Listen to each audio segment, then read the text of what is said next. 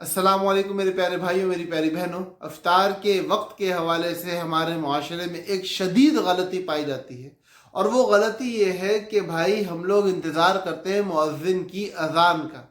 हालांकि मुअज्जिन तो अज़ान देता है उस वक्त कि जब वो खुद इफ्तार कर चुका होता है, एक दो खजूर खा चुका होता है, अपना पानी पी चुका होता है, एक दो मिनट गालिबन उमूमन गुजर चुका होता है।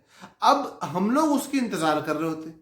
हालांकि सही मसला ये है कि गुरूब आफ्ताब के फ़ौरन बाद, जब सूरज गुरूब हो गया उसके फ़ौरन बाद इफ्तार का वक्त हो जाता है, और उसके फ़ौरन बाद इफ्तार करना दुरुस्त है, सही है, बग़ैर किसी कराहत के और बिला वजह की ताख़ीर कि अभी तो एक दो मिनट और वेट कर लो फिर कर लेंगे, कोई मसले वाली बात नहीं है।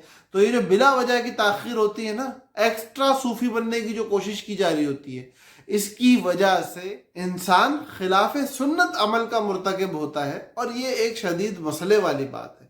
हाँ, कोई ऐसे मकाम में मौजूद है कि जहाँ गुरूब आफ्ताब का यकीन नहीं हो पा रहा है कि गुरूब हुआ भी है या नहीं हुआ है, तो वहाँ एक दो मिनट का इंतज़ार और अच्छी तरह देखभाल करके इफ्तार करना उसकी गुंजाइश है।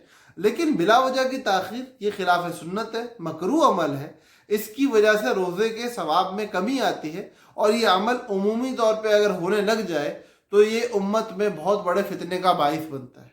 अल्लाह पाक हमें ऐसे फितनों से बचा के रखे और हम सब का हामी और नासिर हो। अस्सलामु अलैकुम व रहमतुल्लाहि व बरकातहू।